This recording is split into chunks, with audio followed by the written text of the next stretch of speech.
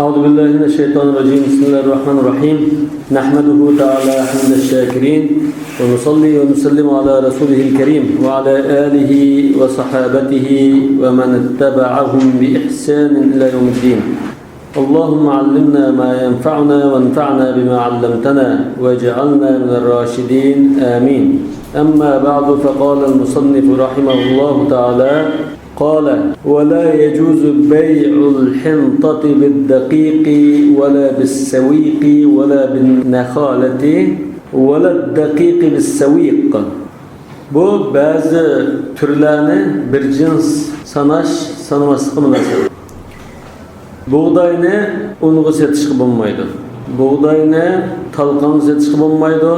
Kepekkini setişki bulmaydı. Ununu talqanı setişki bulmaydı. Tang olsun, artık olsun. Her qanday ahvalda setiş olmaydı. Buğdayını unga, talqanga, kepekke almashtirish olmaydı. Yana unni talqan almashtirish olmaydı.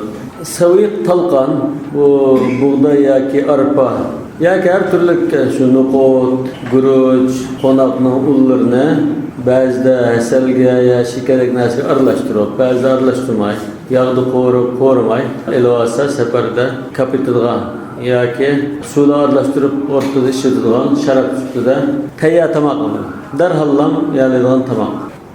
Yani bu talqanga ya asal, ya siriq may, ya shika, shuna biz narsalar aralashtirildi. Yani bir mazhabning qarashida Moşun aslını bir-biriga almashtirishga tang bo'lsin yoki ortiq holatda almashtirishga bo'lmaydi. Yedem bo'lsin.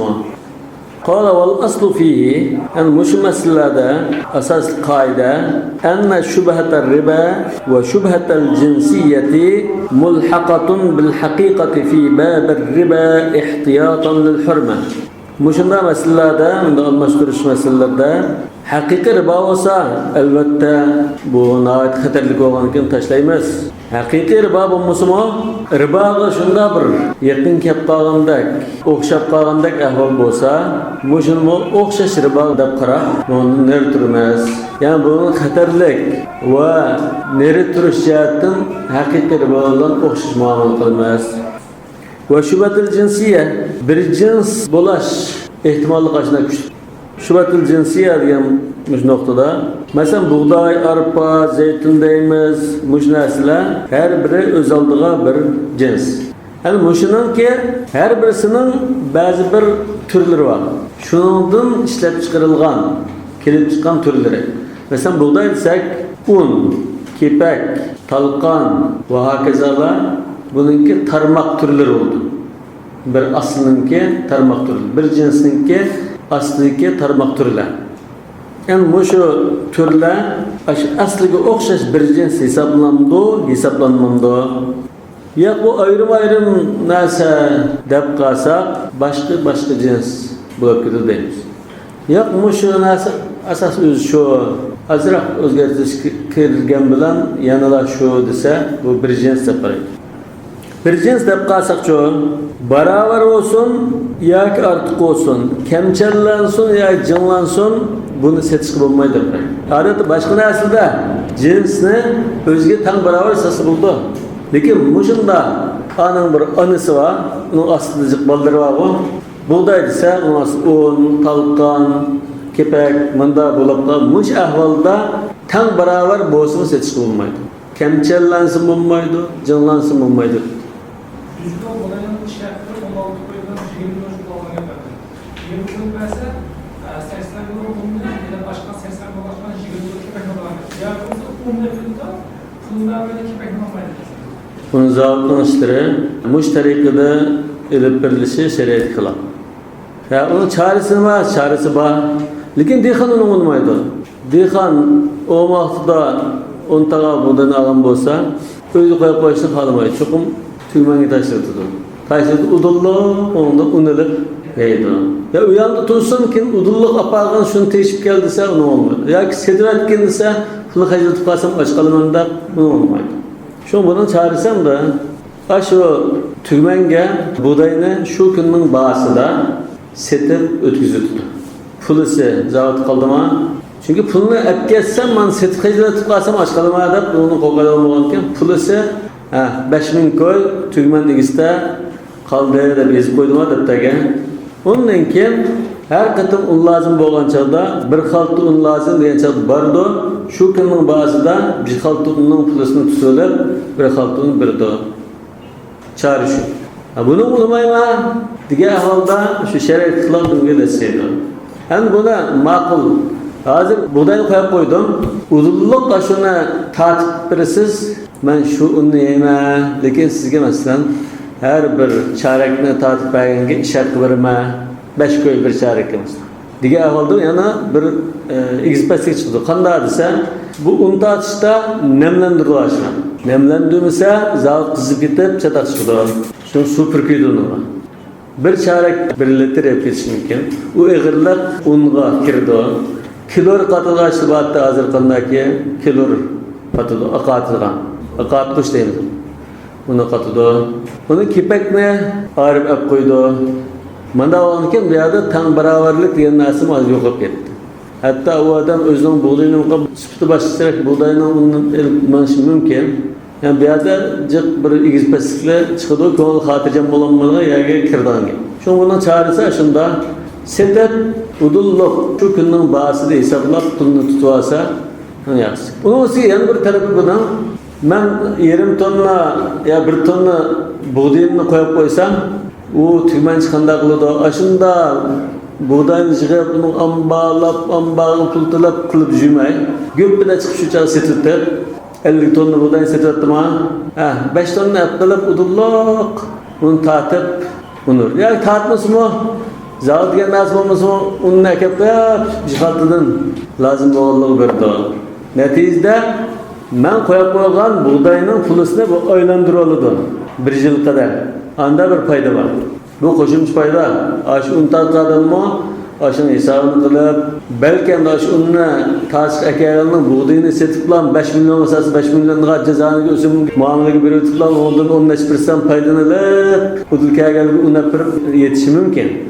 Yani bir kısmına ne kızım, bir kısmına un tatip durdu.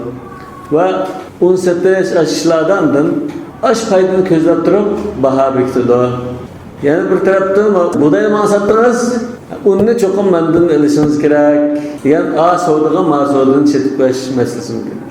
Şu neş taraftan şeriatki xilaflık numarası cemlindi.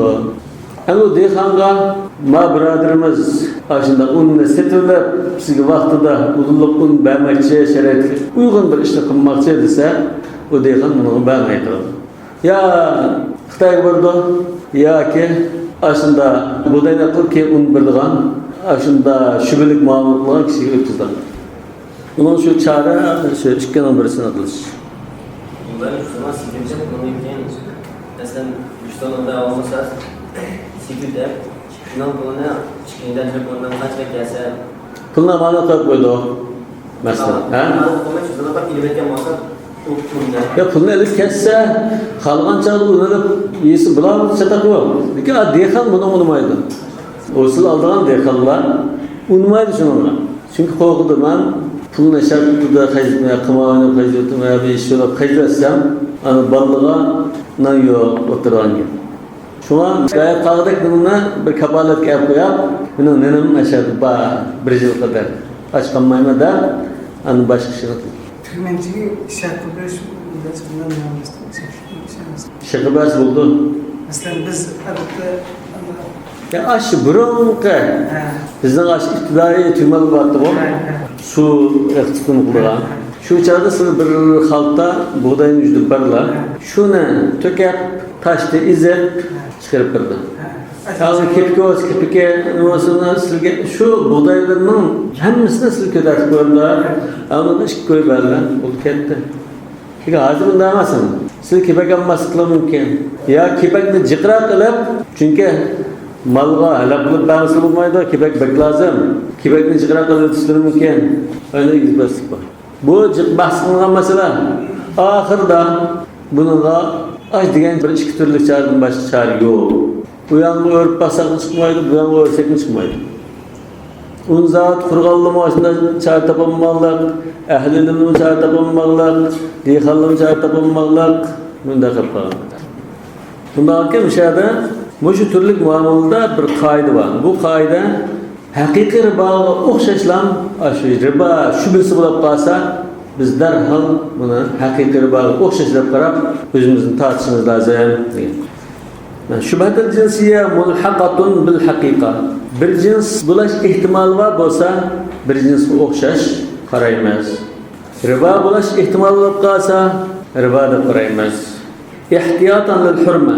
Bunda harom bo'lib qolgan taqdirda haramga dastlab qolmaslik uchun ehtiyot qilish yuzda. Va hadhihi al-ashya' jinsun wahidun nazaran ila al-asl. Unda qarasa, mushu turlik narsalar buğday, talqon va un, kepak mushular asli tikka qarasak bu bir jinsga o'xshaydi. Bir jinsninki turlaridir. Masalan, uruk desak, urukninki qo'ynisi, yana biznasi, qo'g'inning beshakşin, aqchi, ko'kchisi bo'lgandek shunga o'xshash deydi. Wal mukhallisu, yani mushu chataqlikdan, mushu ribo shakllanishdan bizni qutqizib qo'ygan narsa nima? Xalos qilgan narsa. Mukhallis yoki mahlas. Huwa tasawi fil kayl. Bu buğday va kazada asli o'lcham kamcham bo'lgan ekan, kamchanda o'xshash bo'lsa, yedan bir bo'lgan ekan, ribo shakllanmaslik kerakdir. Shunama wal fadlu ribata asli. Tan bo'lsa, buni qutuldi deb. Wa annahu muta'azzirun, endi mush tan bo'lish hozir mumkin bo'lmaydigan narsa bo'lib qoldi yani. Asli mumkin bo'lsa, masalan, buğdayni buğdayga bir jins tudoq, kaydan bir kay, yedan bir bo'lsa, çadak yoktu. Cezanından tutulgan buldu. Lekin şu buğdayını unga, kepekке, talqonga almashtirishda bu yerda tasavi mumkin bo'lmaydi dedi. Kamchallab tasavi tang barobar bo'lmaydi. Va annahu muta'azzirun nimcha linkibas ad-daqiq fil mikyal akthar min ghayrihi. Hani şu beraber kılsa doğru oldu desek, beraber kıyılı bulmaydı bir şey. Bu şu türlerini almıştırışta, beraber kıyılı bulmaydıgan bulup kaldı. Nime için ise, un bek ulak oğaçka, bu bir xil sıkılıp, besilip durduğun narsa. Kemçenden jığılıp durdu. Başka narsa kararında hışamrak buldu.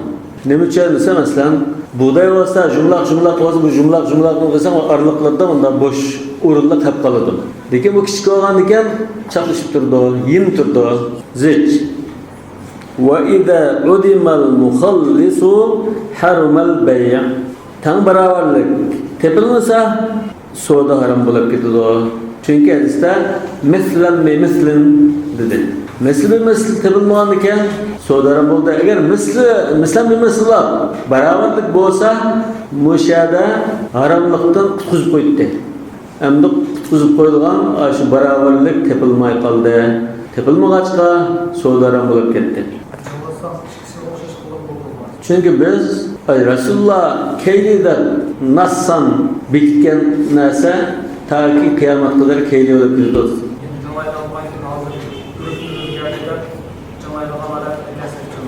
Hanefi mezhep keylide hadis kelgen neyse kıyamet kadar keyli buldu işte taabbudi nokta. Resulullah şunda bitti mi? Bitti. Bu bitkenden başkasırak ne bilsem, bitken boyunca tan boğan neyse başkasırak usulda canlıp ya ölsek tan beraber, emas neyse tan beraber görün doğru. Mesela suyu kasalından koyak kasalını kemçelisiyle bir şişirlik tanmadan geldi. Bir litre geldi mi? Kemçende. Yani buna cınga koyduk. Cınga koysak tan gelgenlerse birisi 700 gram, birisi 900 gram. Unda gelse tam beraberlik bulmadı. Başka ölçemde. Lekin hadisi bitkeninde tam beraberlik buldu. Biz eğer İmam Ebu Yusuf'tan mesela Ebu Yusuf orufka asasen özgersilmeydi dedi ama Ebu Yusuf'un karşı boyunca cınlaydanlığa adet olup geçse, cınlı ölçem kıldı desek bir meselede veya dakik bir seviyet şu meselede. Lekin kalında yana örpada deysek ki Ebu Yusuf mu ma meselede sarsınız olmaydı. 1 kilo buğdaydan manchi gram un çıktı kendi bunda aşı boyunca Bulmaydı hiç. yani bu. Ve Müslüman asasen aşağıda kemçezinin kaynaklarını cımlap satsak günah olur. Cınlap pulu sasmaydı. Ha? Lekin muşunda almashtırışta kemçellap almashtırısız. Yani kemçellap almashtırmışsınız bulduğunuzda aşı cezanı gidetseysiz. Cında tam beraber de oldunuz. Lekin şeriatda keylini bikitken. Unda adken keyligi satsak tam beraber 1 kilo narsini kemçellesek birisi toşulur birisi toşmaydı. Anında cezanı çıkırdı. Mesela bizden de keyirliğini satar imam üstümüz. O da etkisimiz özara Yani bu mezattan karışık asasen bunda ahılda aynı tiyişenmeysiz. Satsız onu. Anını setualsız. Yani bu mezattan karışık asasen. Lekin mamasının ki bazı bir tarmaklarda bazı buluz bulmaydigan qarashli bo'lishi mumkin. Shu maktabda ba'zi bir tafsilot bor, lekin mana shu mazhabda shu fatvo berilgan nahkatni qildim. Lekin bu masalaning ko'pinchisida Abu Yusufmo, shu o'rga qaraymiz ya Abu Yusufmo bo'lmaydi dedi. Faqatlam bay'at daqiq bis-sawiqda bo'ldi dedi. Davazlıkta lazım olan mesela 3 kilo olayla 1 kilo başka mümkün hem Ha şu bo'lmaydi deymiz. Hozir jinglan bo'lsin, kemchan bilan bo'lsin. Masalan, jutta jinglan bo'lmaydi ekan. Biz kemchanlik tegishlardash deb oyinda tegishimi bo'lmaydi. Ya'ni bu nazardan qarashadi. Kam bo'lsin bo'lmaydi, ortiq bo'lsin bo'lmaydi. Şu hakim cinsiye, miş adet kılıqat bulmalı denge bu, yani o'xshash jins o'lkasi bo'lmaydi degan. Hozir shu o'xshash jins bo'lib qoladi deganga taqam. Yani o'xshash jins bo'lsa, tan baravar bo'lsa bo'ldi aslida. Lekin mushunda ahvol tan baravarlik qolmaydi. Lekin buğday bo'lsa, buğdayning masalan ba'zi ushshaqroq buğdaydan cho'nroq buğdayning o'tirda inkibash masalasida sig'imchilik farqi bo'lishi mumkin. Lekin shariat uni mayli deyotgan. Lekin un masalasida un bilan buğday masalasi shariat uni mayli degan. Bundan keyin bir muxallis yo'q. Qonun muxallis bor deydi. Ama hozir mesela bizim vücutta o kemçellash degan narsa amaldan qolgan ekan. Biz Abu Yusufning qarshi bo'yicha jinoyat bo'ldi deymiz. Ammo ribo shakllanishda shunda bir xil xavf qolib qoldi. Ha, jinoyat bir-biriga sotdi. Odat shuna bo'lib ketdi. Andikan Abu Hanifa qarshida muhimda asosdan shu hadisda shunda bir o'lchamni bekitgan ekan.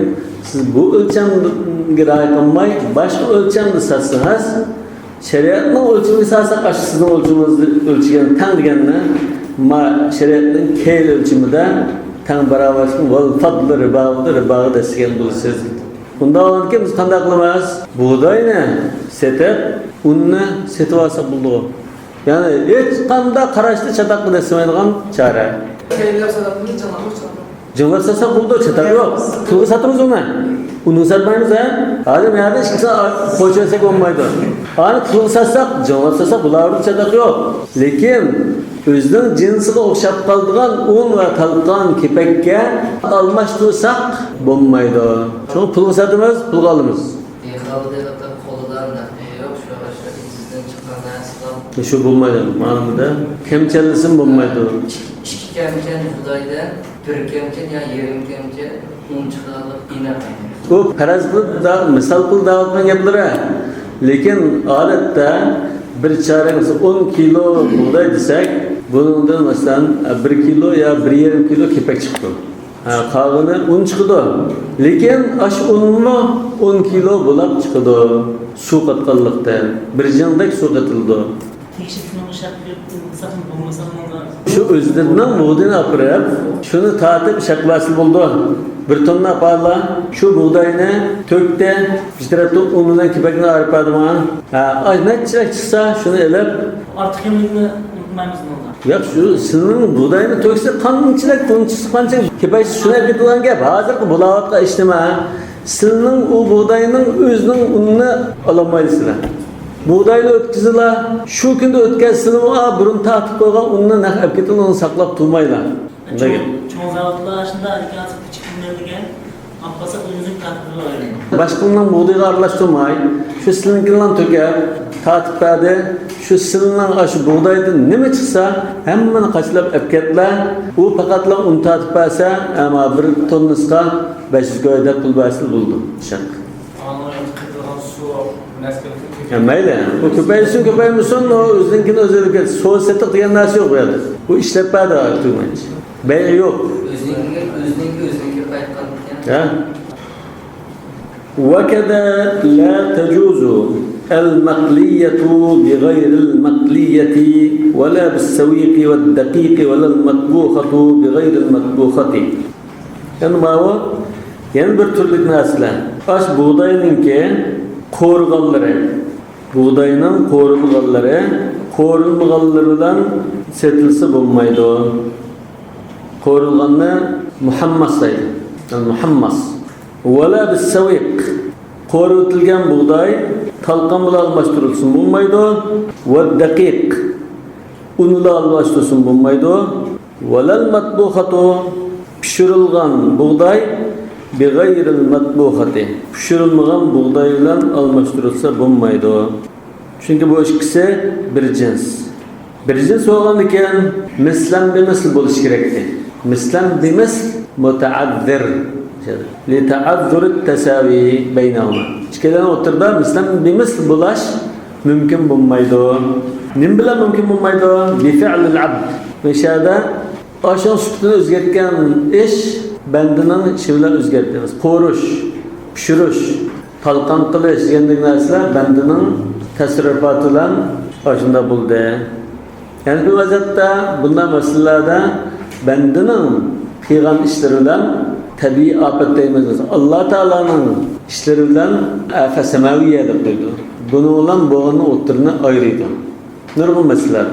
Meshadimi shunda ayirib, bandining bir ishlarni qilish orqali buning sifati o'zgargan bo'lg'achqa, bu yerda barobarlik mumkin bo'lmag'achqa, bir-biriga almashtirish bo'lmaydi.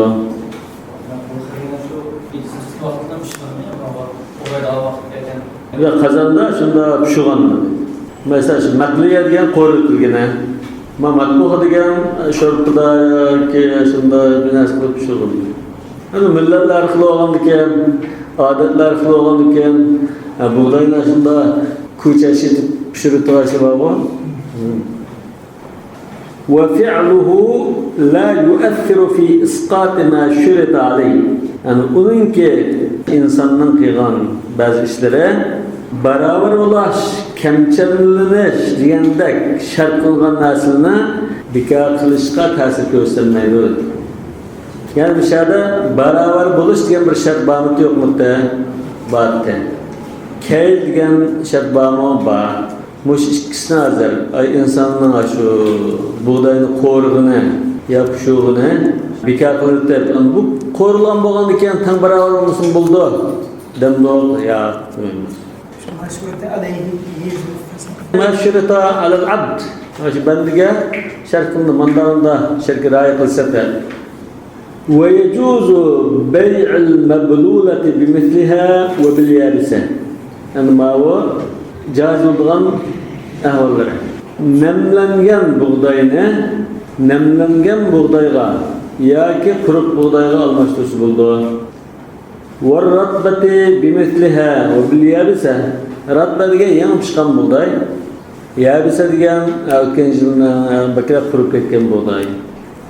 Nima uchun jaiz bo'ldi bu ahvollarda? Li'anna at-tafawut baynahuma bi sun'illahi ta'ala fayajuz. Çünkü bunların o'ttirdagi farq Allah Teala'nın bevosita uyan qilishi bilan o'ttirga chiqqan. Gerçi hammasi Allah Teala'nın ishi bo'lsa-mu, kul kullun min indillah. Lekin bu yerda bandining bir ishni qilib, shu orqali bo'lgashi bilan Allah Teala'nın udul bevosita qilishi bilan bo'lgan ikkini ayirdi.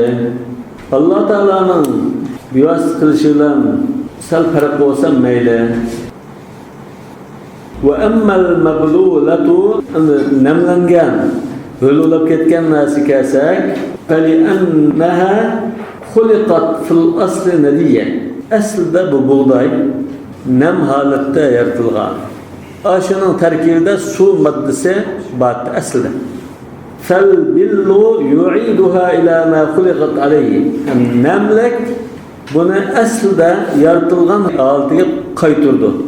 Buğday kurup, nemlik yo'qolib ketgan bo'lsa-mu, keyin nemlansa, asli yaratilgan holatiga qaytib qolgan bo'ldi. Ka'annaha lam tataghayyar. Xuddi o'zgarmagandek. Suv tarkibi shuni bordek. Fasarat kas-salimati bil musawwisa. Shuna bu nimaga o'xshaydi bo'lsa, saq buğday bilan meti chiqib qolgan buğdayni almashtirsa bo'ldi. Shuna nemlangan bilan nemlanmagan yoki nemlanganni almashtirsa bo'ldi deydi. Yani şu es-salima vel musawwisa muşun ittifaqı var. Suni o'zi qurgan bo'lsa. O'zi so'tib o'tgan bo'lsa-mu demoqchi. Yani bu salima vel musawwisa buningdimi biz iste'mol qilgan buğdayning miqdori o'xshash chiqmaydi buningda deyish mumkin. Yani kurt yoki met tushib qolgan buğday bundan oldigan bizning natijaning bo'lishi mumkin 80% narsa chiqishi mumkin, ama 20% bekor ketishi mumkin. Bundan ki bu 100%, bu 80% qanday tanqildi desa, shariat buni tanqil etgan. Bu 20% e'tibor olmagan, shuni durust deydi. Ma'nosi kas-salimatu bil musawwasa degani nima iborat? Madalil qiyosdan iborat. Ka farq bo'ladigan qiyos deysizlar. Tamam. Ad-dalil huna al-qiyas. Qas al-mablula bil mablulati va bil yabisa ala as-salimati bil musawwasa. Mablular endi shu inson oshidan yo'ldan yurmo yani. İnsan olsun, yamgudun olsun onu ayrımıdır.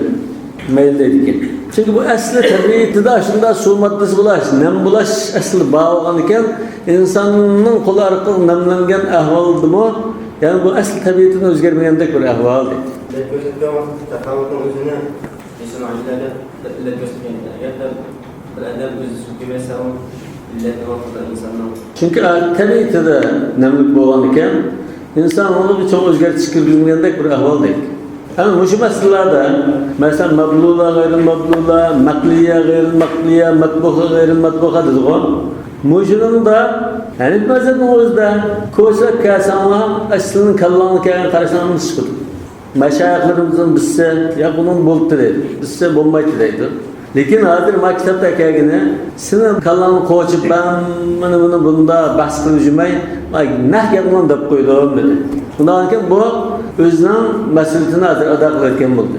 Lekin buni hamda tafsilotga kiraman desanlar, mutavvalatga qarashdan, bada sanoat deymiz, Fathul Qadir, al-Binaya, shuni qarasanlar, har bir masalada ikki xil qarash chiqadi. Ya'ni mazmun o'zida.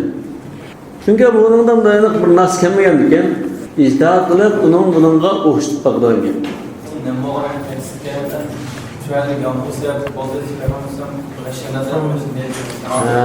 U anda g'ishtaris kelgan ekan. Lekin bular almashtirgan shu mablula. Nima shu? Nimani almashtirmoqchi deydi, ko'rsatdi, g'ish deganimi yo'q. Hop g'ishtaris ekan. Wal alikati bir rahwati. Buğday olmasdan tirik, jalliq buni mazmunlari bor.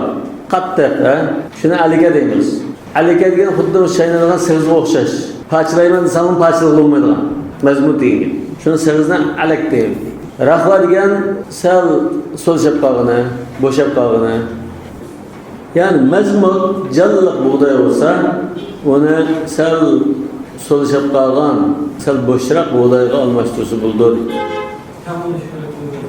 Kemçende tanıması oldu dedi.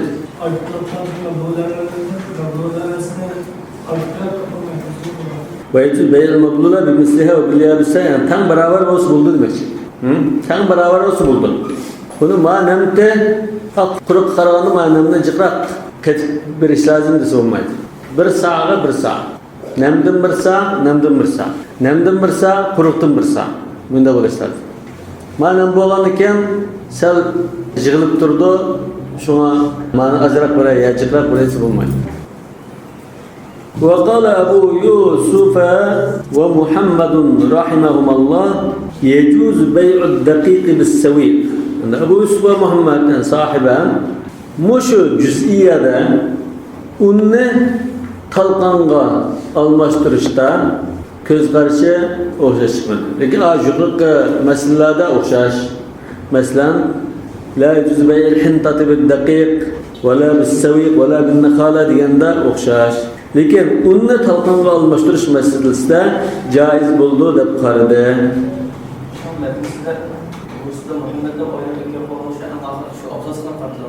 Mushu daqiq bilan saviqni almashtirishlar. Mushuni jaiz edi. Lekin aniq jaiz bo'lmaydigan yuqoridagi 3 turlik masalada, lekin ma 4-masalada bo'ldi dedi. Nima uchun? Li'annahu jinsani nadran ila ixtilaf al-maqsud. Mush masalada ikkisiningki jinsi ikki jins. Ikki jins oldu. İkki jins olgan ekan almashtirsa bo'ldi. Buğdayni arpaga almashtirgandek, dollarni yeniga almashtirgandek. Nadran ila ixtilaf al-maqsud. Bunundan yani aşı narsani ishlatadigan saga qarasak, bundan maqsad o'xshash emas. Unda nayif beyimiz, larman salimiz. Talqanda şu seferda kapatilgan ya suga aralashtirilgan qo'shib ko'p ishlatilgan shundan. İkisi o'xshamaydi, maqsad o'xshamaydi deydi. İsmi o'xshash emas albatta.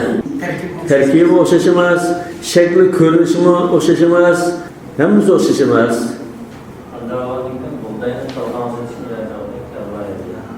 Buğdayın talqonga setish bo'lmaydi. Talqon bilan uni bir qator sanayapti. Aslida talqon degan buğdayni yarım qilsa O'xshash bir jinsdan deganlar. Hozir saviq va daqiq bular buğdayninki aslilik turlari. Buni saviqni ustilik turlar almashtirish bo'lmaydi dedi. Lekin endiki qo'shna turlar bo'ladi dedi. Çünkü bu yerda hozir bunisi o'zgarib ketdi. İşletilish doirasi o'zgarib ketdi. Bu sahobaning qarashi. Lekin sahobaning qarashiga dalilga devrilgan. Yani bu bir tarafda aciz qarash dedi. İmam onunla tegishli javobni bergan. Ve cevabuhu sahibenin ki delilge verilgan cevap ma beyyinna biz yukarıda bayan kıygallarımız şu cevap kulağıydı. Yani bunu tigi qarasam bu bir cins. Tigi bir. Yani tigi bir olan ki bir cins olan ki tesavi buluş gerek de. Tesavi bu olsa cezandığımızda kutuzdu. Yani tesavi bulaş mümkün olmadı. Saviqning maqsad buğdaydan qilingan saviqmi yoki terikdan qilingan? Terik olsa o başka bir cinsike iner. Buğday unu bilan terikni undan qilgan saviqlab qalsa, bu ikki jinsini qildi. Lekin mavi şu buğdayning unidan yasalgan talqon. Bununla serik may qatishi mumkin, asal qatishi mumkin, qo'rishi mumkin. Ikki modda bayonlab ketdi. Ya, sahiben bu ikki modda, ikki jins. İkki jins olgan ekan, almashtirsa bo'ldi dedi. Lekin İmam Abu Hanifa yo'q bu tigi bir jins bu. Bir jins. Bir jins olgan ekan barobar bo'lishi lozimda, tang barobar. Mislam emas bo'lsa, mislam emas mumkin bo'lmaydi. Mumkin bo'lmagan ekan almashtirsam bo'lmaydi dedi. Wa li'anna mu'azzam al-maqsud at-taghaddi. Yani bir taraftan sahiben ihtilaf-ul maqsud deb turibdi. Yani bunu unda lamaza oldu, talqanda lamaza olmaydı degandek. Lekin imam onga javob berib, bu yerda maqsad bilan ber. Bu ikkisi maqsad bir. U bo'lsa-mu g'izoni, tamam, qo'saq to'yg'izish. Maqsad yemak ichmakda emas, qo'saq to'yg'izishda. Hadisi Yani o'sha g'izolanish degan maqsad bormi yo'q bo'lsa bayin. Qo'saq to'yg'izish iborat. hamma yemek Ya hammada bo'lishi mumkin. Başka jins olsun bo'ldi. Mesela gurujin maqsad qo'saq to'yg'izish, buğday bo'ldi. Lekin ma'vo maqsad o'zgarib ketibdi, ikki jins bo'lib ketdi deb maqsad o'zgarmadi. Yani qo'saq to'yg'izish deb turibdi. bana cevap kim? İmamninki sahibenin gepi qarta bayan cevabı. Maqsad o'zgarib ketdi desa, maqsad ber deb turibdi. Wa huwa yashmaluhuma yani at-taghaddi yashmalu ad-daqiqa was-sawiq. Yani başka narsaga o'zgarib ketdi demek. Sahiben. Ama sen may qatıldı, asal qatıldı, şeker qatıldı, qo'rildi. Bundan bu anda başqa bir jinsga aylanib ketgandek. Ma buğday, uni, ma arpa, uni. Ularga ikki jins oldu dedik.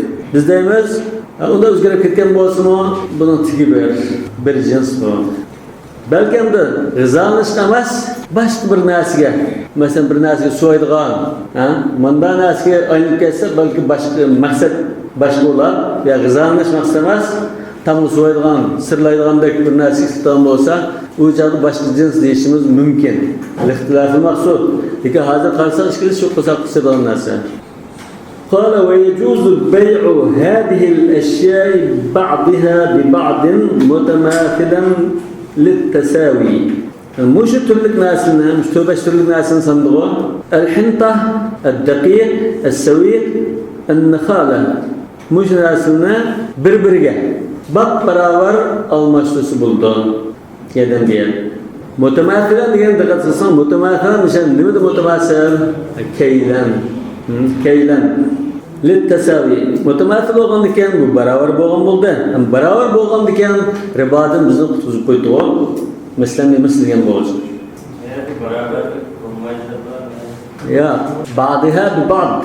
Daqiqni daqiqqa, savitni savitqa, hintani hintaga almashtirishga kaylan bi kay joiz bo'ldi.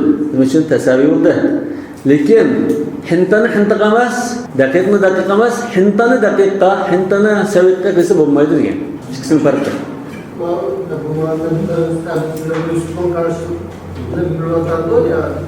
Ya hozir shu Hanifi mazhabininki shu imomning qarashi mana.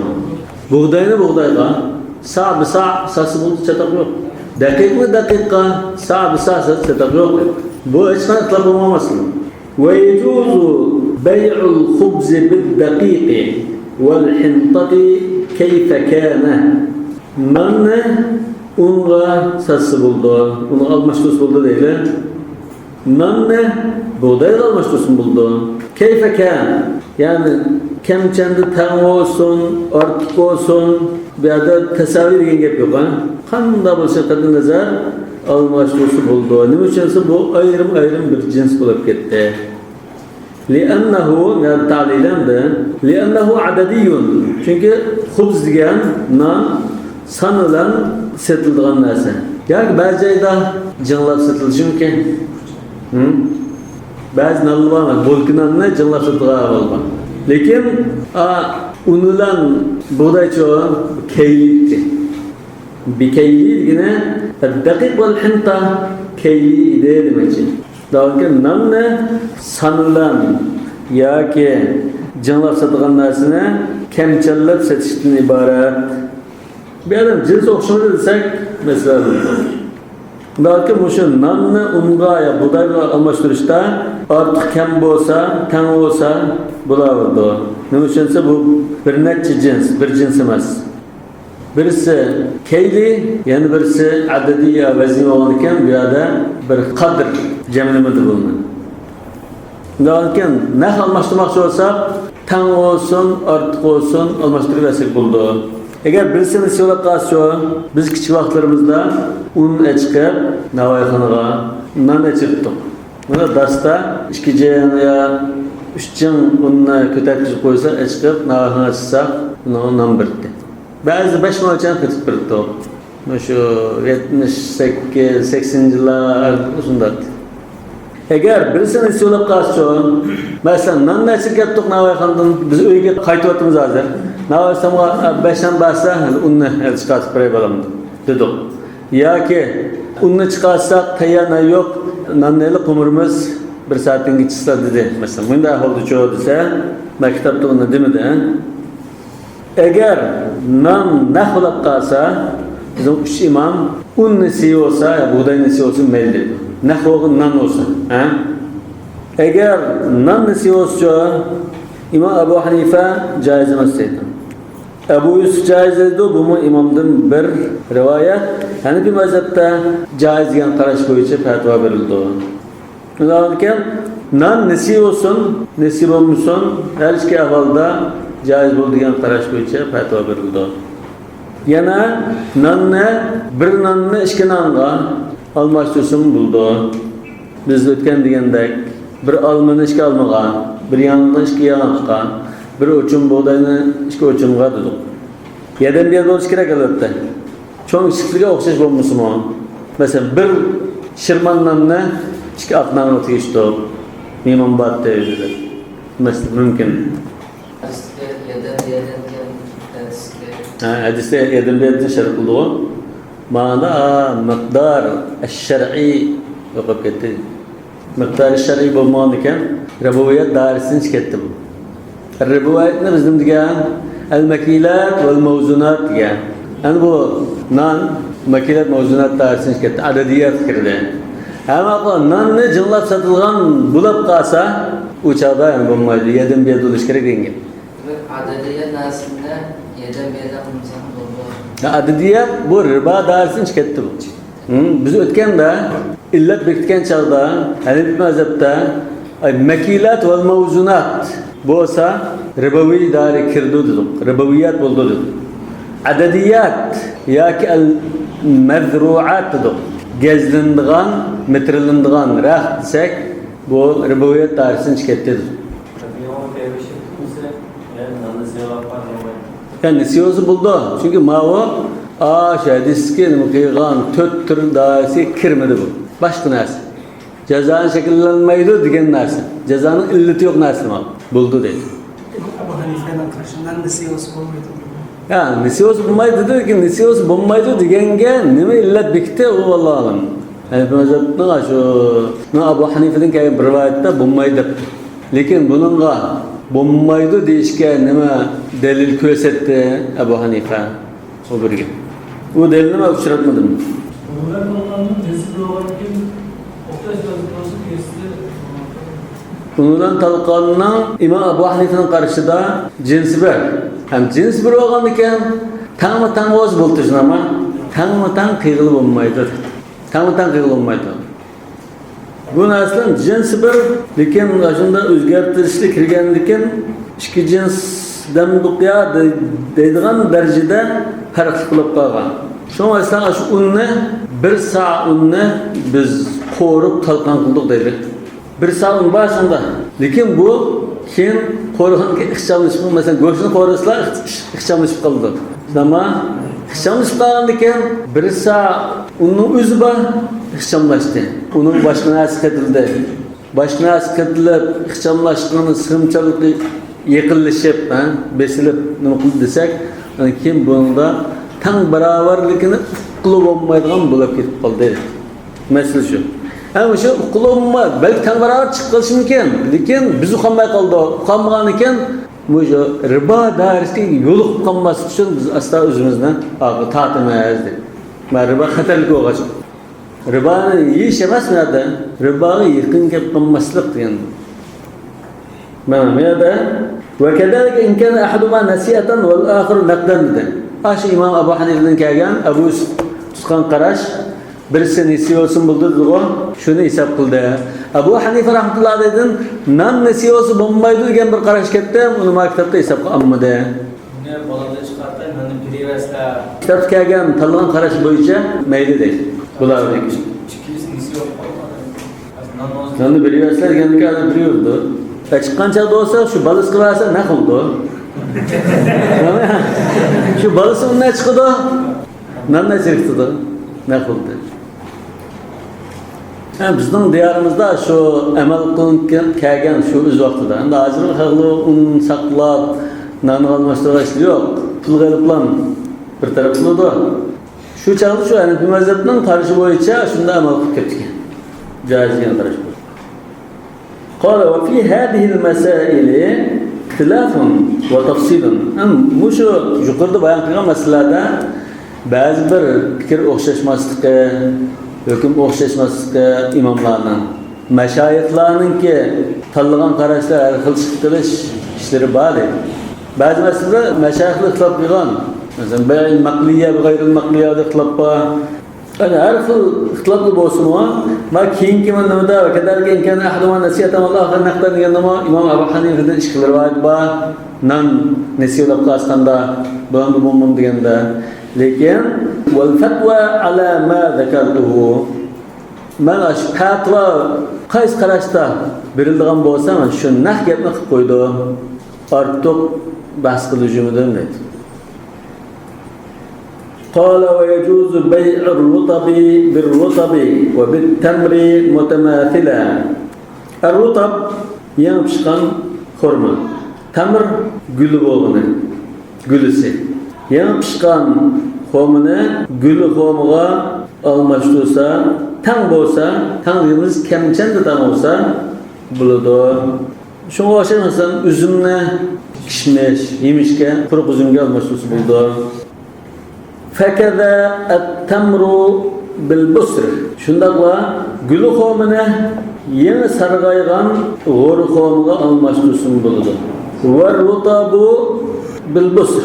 Yeni pişkan hurmаны sargaygan goru hurmaga almaştırsın buldu. Bu İmam Ebu Hanife'nin karışı.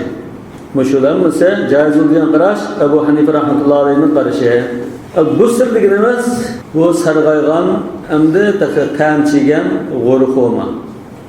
Dastlabda g'o'ri tushgan chog'da tal bo'ldi, undan keyin hilal bo'ldi, undan keyin balah bo'ldi, undan keyin busr bo'ldi. Undan keyin pishsa, meva bo'lsa rutab bo'ldi. Bu qurg'ondan keyin undan gul bo'lsa tamr bo'ldi. Nima uchun bo'ldi? Li'anna al-jinsa wahidun bi'tibar al-asl. Asli tigi qarasak, xoma mı, xoma emasmi? Xoma. Xoma. Qala sallallohu alayhi vasallam at-tamru bit-tamri mislan bi mislan. Xurmani xurmaga almashtirsa, tang bo'lsa bo'ldi deganda.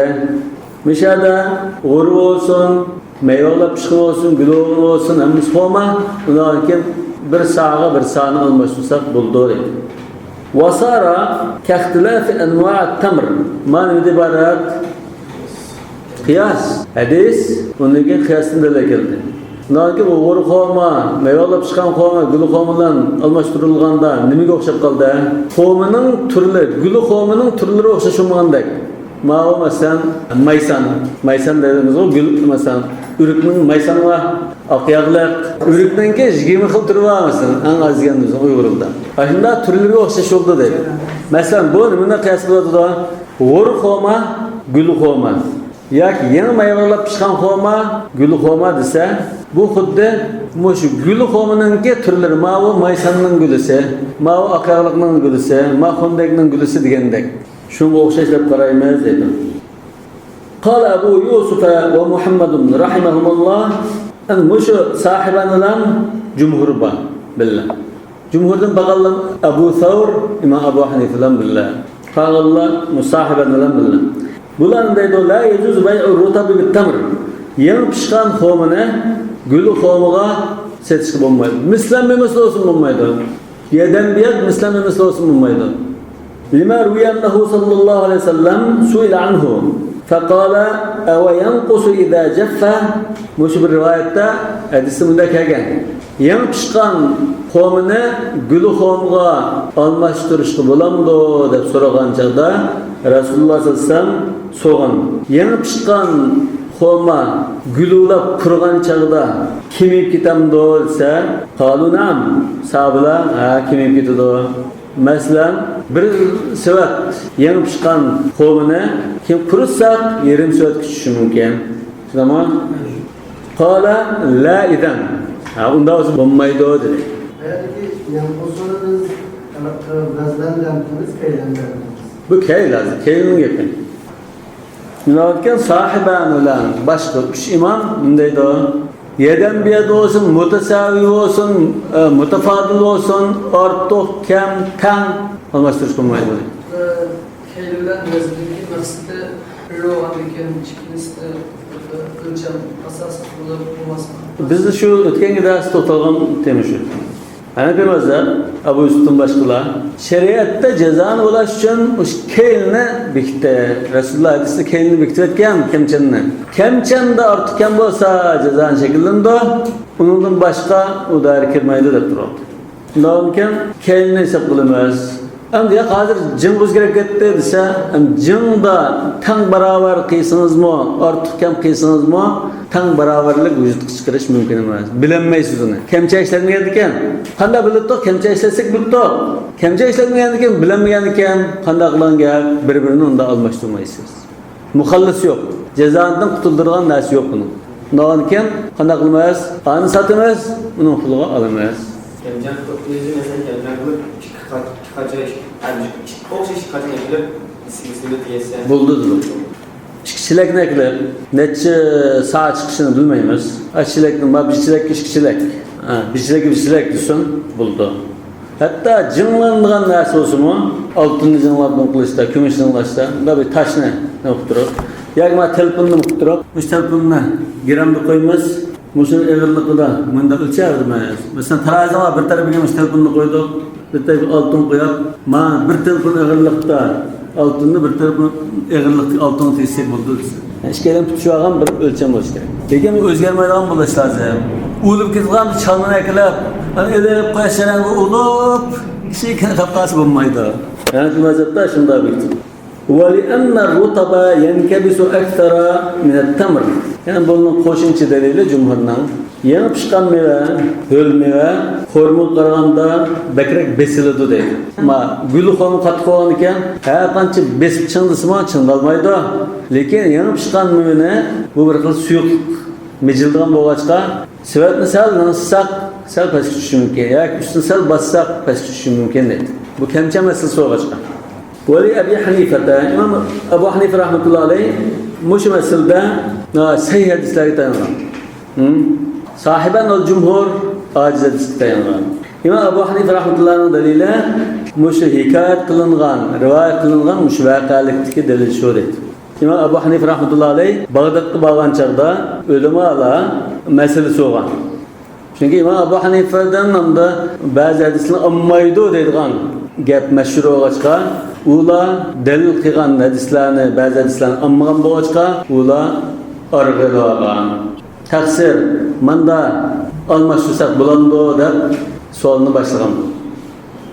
Ana ulamma daxil al-Iraq, yani Bag'dodga demakchi. Bag'dod kirgan vaqtida so'ylandalik, yani bay'ir rutab bit-tamr. Şu meselede so'raldi. Albatta bu mushadisda ammaganlikdan bular Abu Hanifa'dan tutishilgan meseleni bildi. Shunga mushun hukmi nima ekan deb so'ragan. Faqala yajuz, jaiz bo'ldi deb javob berdi. لأن الرطب إن كان من جنس التمر جازة. Jaiz bo'ldi. Nima uchun degan chaqda, hozir yana pishgan xoma ikki ehtimoldan xoli emas. Ya tamir deymiz buni, ya tamir demaymiz. Üçüncü bir ehtimal yok mu? İmkanı min cinsi tamir birinci ehtimal xoma cinsidan desek bu caiz oldu. Çünkü Resulullah sallallahu aleyhi ve sellem hadiste et-tamr bit-tamr meslen mesel degan. Bu tamir deganga e'tirof qildingiz, et-tamr bit-tamr bo'ldi.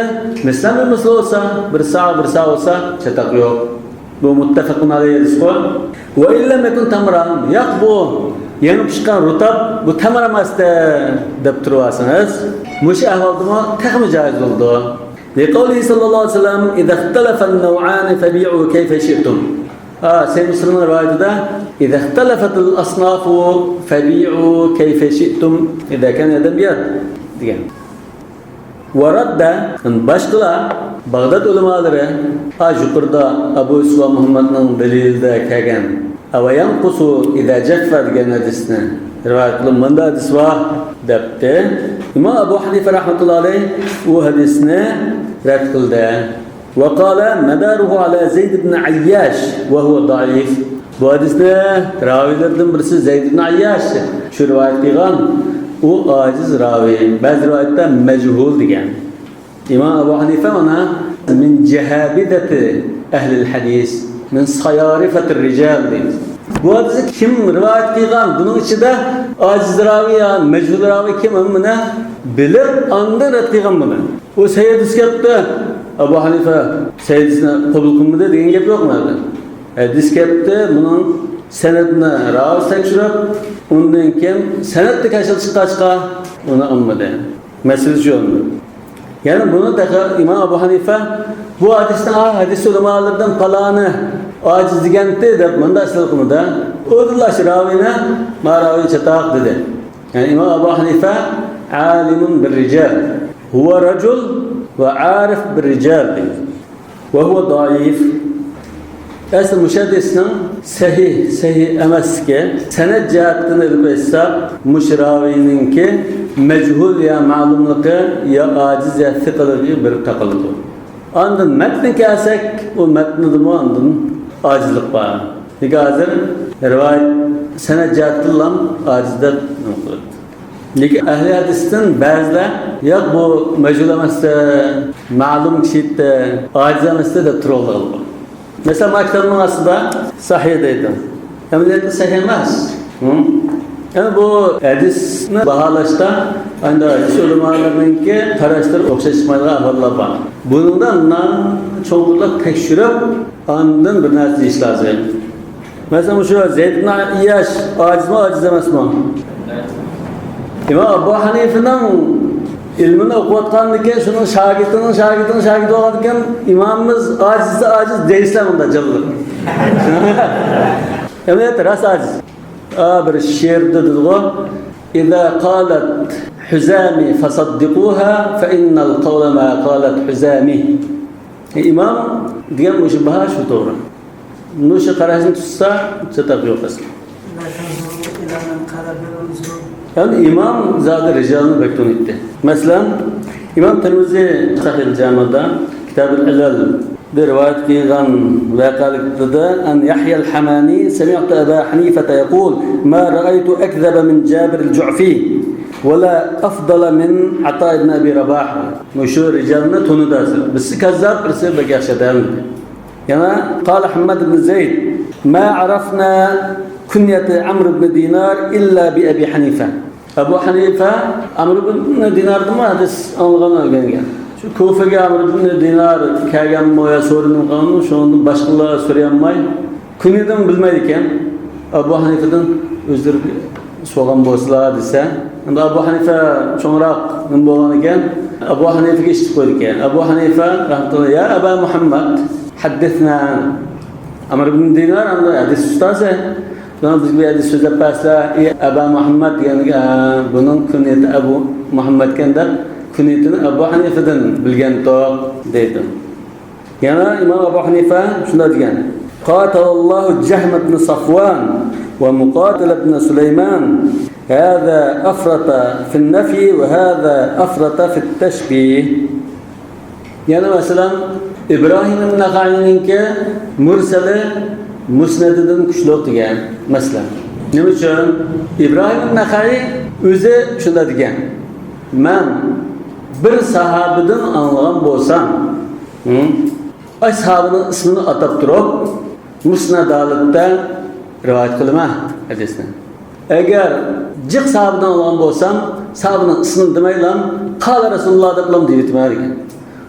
Unda ikkisini selishtirsak, İbrahim Naxai sahabenin ismini atab rivoyat qilgani kuchlikmi, sahabenin ismini atmagani kuchlikmi? Atmagani kuchlik degan. Yani şu ravilarning istilohlari, usullari va hammani bilibdi. Yani bir ravini İmam Abu Hanife bu ishonchlikmi deb boshqa so'rasa, bu ishonchlik. Lekin palondan qilgan rivoyat bo'lsa, bu ishonchsiz degan. Hatta bir ravi ishonchlik bo'ldi. Lekin Ahmet Akın'ın qilgan rivayeti şulam aciz, başqalardan qilgan rivayeti kuchli bo'lishi mumkin. Mushuni hammani Imom Abu Hanifa bilibdi. Lekin mushu Zeyd ibn Ayyash aciz emasmi zaten. Yani mushu hukm, fiqhiy hukm hozir. Jumhurning qarashi kuchlikmi, Abu Hanifa'ning kuchlikmi deyishda hadisdan dalil keltirilgan ahvolda ne berib taqildi? Zeyd ibn Ayyash qanday degan berib taqildi. Endi bizim dersimizde biz fıkıhlarla kifayelik qilmadik. İlmil hadis dersimiz şunu kirib ketimiz ba'zida. Shunama hamma setishlik bo'lishda. Ba'zida boshqa ilm darsiga kirib ketimiz. Buni aslında tazosan quloqcha deb bas qilib qila olsak shu oxir qadar berish lozim. Ya Zeyd ibn Ayyash Abu Hanifa ajizgan ahli hadisimiz siqada qaraydi, bakaga gap. Deb qilib mansab satashdi. İmam Abu Hanifa rahmetullahi alayh Zeyd ibn Ayyashni mejhul deyishda yolg'iz o'zi degan gap emas. Undan boshqa masalan İmam Hakim Mustadrak degan kitobida mush hadis to'g'riliq to'xtab lam yuxarrijahu lima khashaya min cehaleti Zeyd. Bukhari ve Müslim bu hadisni sahihda rivoyat qilgan. Avayan qusul ar-rutabu idza jaffa degan hadisni. Nima uchun? Bu Zeyd ibn Ayyash majhul bo'lganlik uchun. Bunu sahih kirishlarmi? Sahih mi, sahih emasmi? Sahih desa, İmam Bukhari ve Müslim sahihda rivoyat qilish kerak. Çünkü şart sahham istabildi. Yani muşu masalda muhim hadislarning birisi, muşu turga nisbatan İmam İbn Hazm Zeydni majhul degan. İmam Tabari Tahdib al-Athar'da علل الخبر بأن زيدا انفرد به وهو غير معروف في نقلة العلم ديان. إمام ابن عبد البر وأما زيد فقيل إنه مجهول وقيل إنه أبو عياش الزرقي. Neticeden İmam İbn Abdülbar'ın kimlikini beklenmeyen. İmam Tahavi qila fihi Abu Ayyaş az-Zuraqi ve huve muhal. Abu Ayyaş az-Zuraqi bir sahabe olgan, kichik sahabe bo'lmasa. Bu sahabe ma'lum tabi'i Zeyd ibn Ayyaş degan. Undan keyin o sahabening bu bo'lishi mumkin emas. لأن أبا عياش الزرقي من أجلة الصحابة لم يدركه ابن زيد عبد الله بن زيد يعني مش زيد بن Ayyaş'tan rivayet qilgan Abdullah ibn Zeyd bu ashab bilan uchrashib qolmagan. Tabiiylar uchrashishdi. Undan keyin bu sahoba bo'lishi mumkin emas. Tabiiy desam bu kim? Bilmaymiz. İmam Buxoriyninki tarix kitoblari bor. Sahih Buxoriyning boshqa At-Tarixul Kabir va Al-Awsat deyilgan. Shuningda raviylarning tarjimalarini bayon qildim. Maravi falan sahabe, bundan rivayetler var, İslam'dan küreşken, bundan falan tabi'ler var diyen.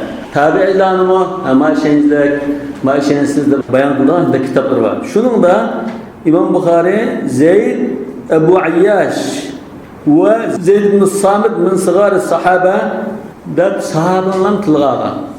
Tabi'ine tılgağı. Hazır ma bizden hadiski ravi kim? Tabi'i ma. Demek İmam Bukhari tanımagan mı? İmam Bukhari rijalning yaxshi bildiganlardan. Ama da xulos qilsak, bu yuqorida ismini atgan imomlar İmam Abu Hanifa'ga o'xshash buni asosan majhul. İmam Abu Hanifa o'z Kufa turib majhul degan, Basra, Madina, Bag'dod kam hadis ulamolari yo'q bu ravi ishonchli degan unda ahvol yo'q. Ammo buni darhol sizlar bir kitaptan bahs qilsanlar, ashunda tushunib berdi. Darhol qarasa, bunda hadis var. Abu Hanifa bu hadisni qabul qilmagan. Hadisun sahihun. Laqam kessa Abu Hanifa sayyidisini qabul qilmabdi ekan. O'tirib qolgan. Ama sahih deganlar, masalan kitobda asli sahih dedimi? Sahih deganlar nima tayangan? Sahih deganlar İmam Malik rahmatullohi alayh bu Muvattada rivoyat qilgan hadisni. İmam Malik'nin müşaddisini rivayet qilganligi tashihun lil hadis. Yani sahih deganlikdan iboratmiş. İmam Malik rivayet qildimi? Sahih demakchi ekan bu. Deb ondan bu sahih manda. Endi sahih emas. Buxoriy va Muslimni rivayet qilmagan sahihasini tushiramiz.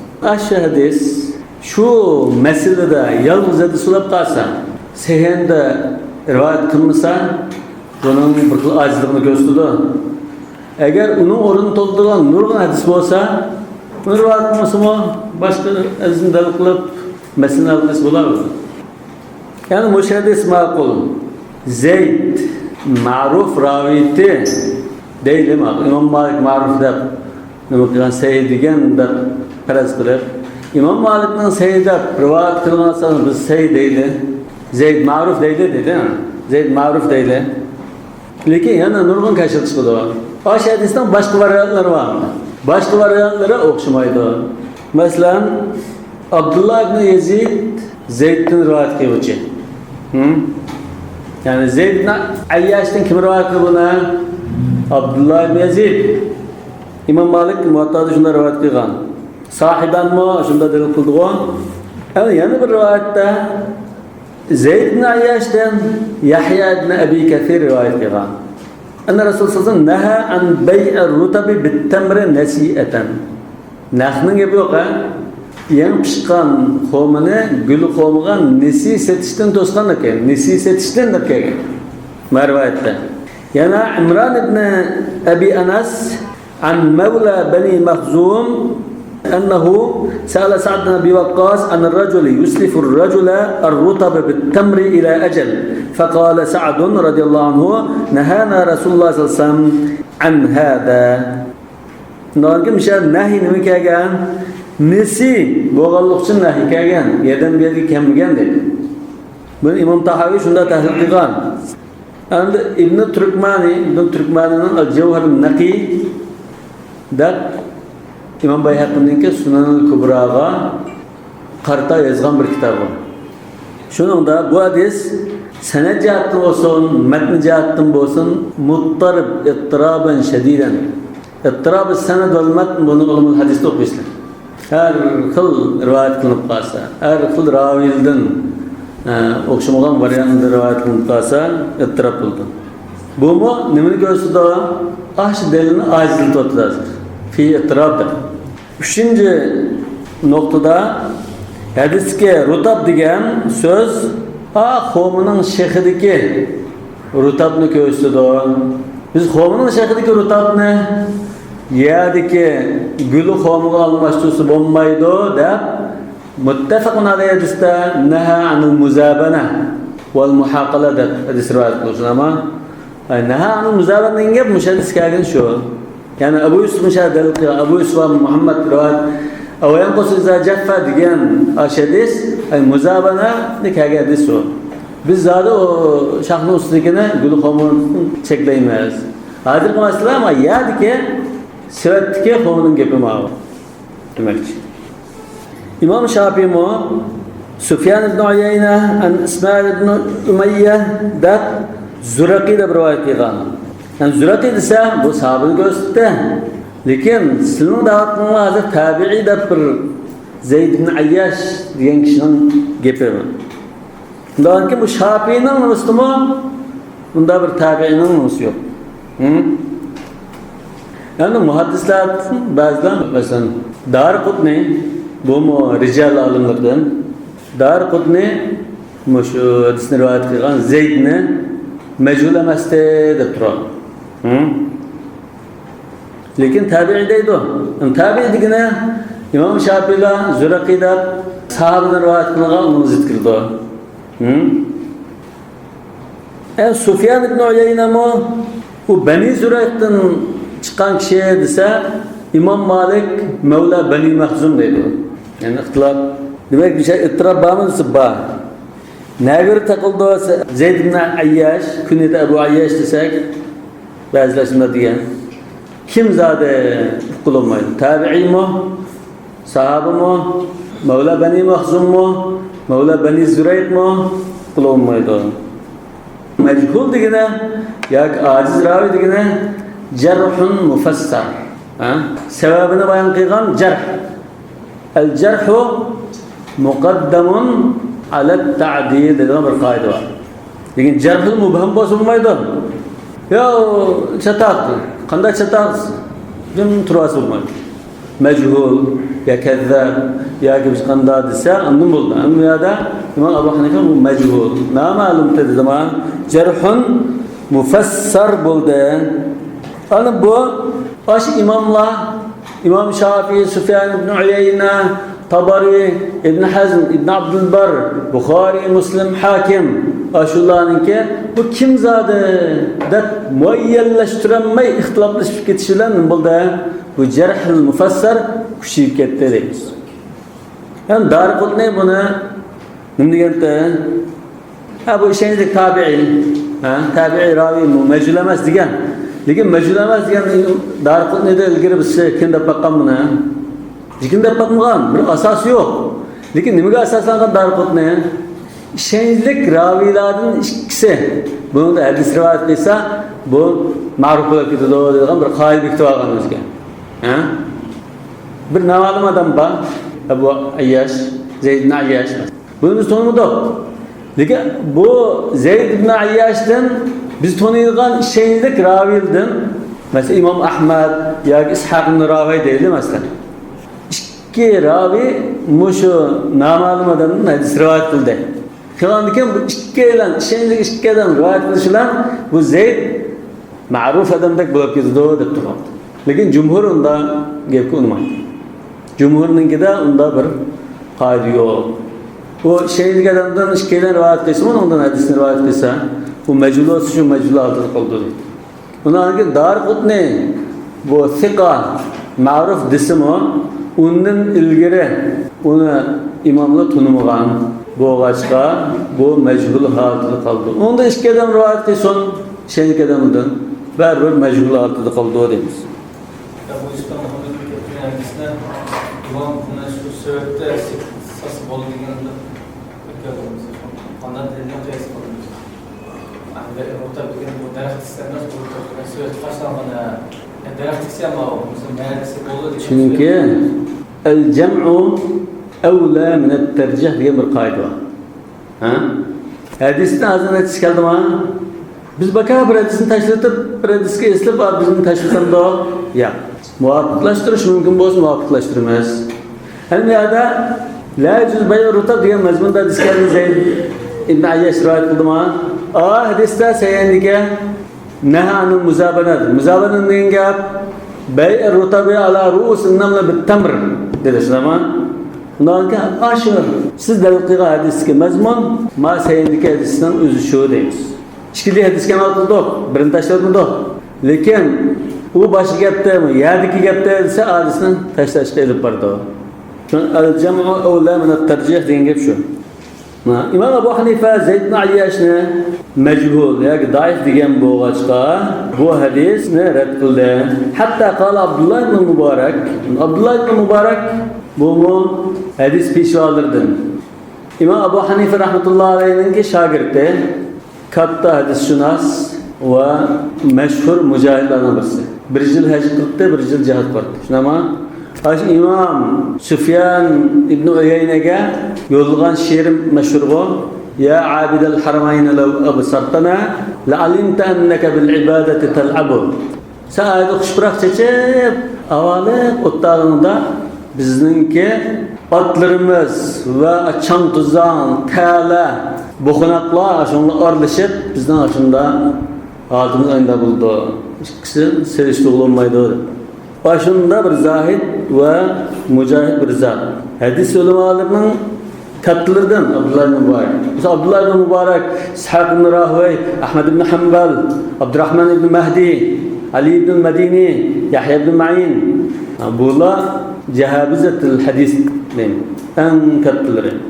Şuna Abdullah ibn Mubarak ustazını aklab dedi ki, keyfe yuqalu inna Ebu Hanife rahmetullahi aleyhi la ya'riful hadis ve kad arafa misle hadal isnad. Başkalar dikkat qilmay ve sahih deb o'tkazayotgan hadisni buningdagi san'atga ojizlikni joyin tepib bu ojiz deyilgan Ebu Hanifani qanday hadis bilmaydi degan bo'ldi. Shunda deb aqlagan.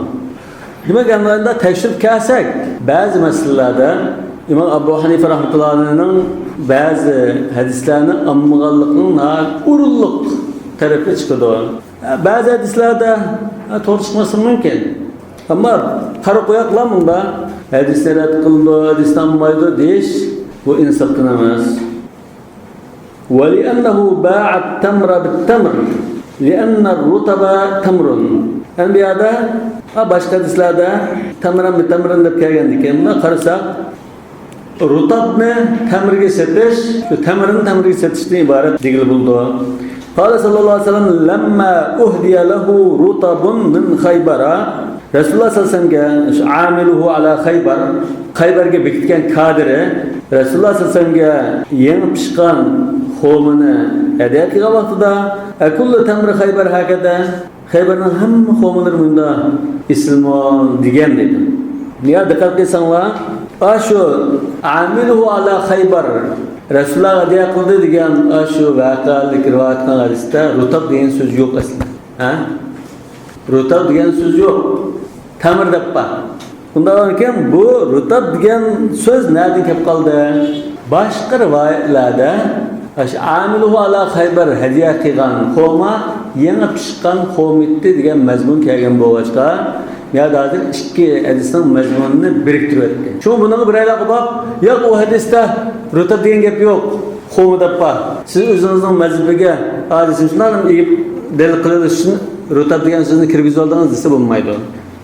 Başka rivayette rutab hadiya qilgan degan bo'lg'achqa Muşu Resulullah'a Xaybarga bekitgan amali xoma hadiya qildi deganni qanday xoma deymiz? Yangi pishgan xoma hadiya qilgan deb tushunamiz. Ya va qawluhu sahibanning so'zi ama va qawluhuma deymiz. Shunami? Va qawlu sahibayn deymiz. Qawluhuma deyish lozim tug'um shada. Va qawluhuma ar-rutabu yankabisu akthar min at-tamr. Yangi pishgan meva guli xomadan bakrak zishlashib besilib ketadi. Sıkılıp ketadi.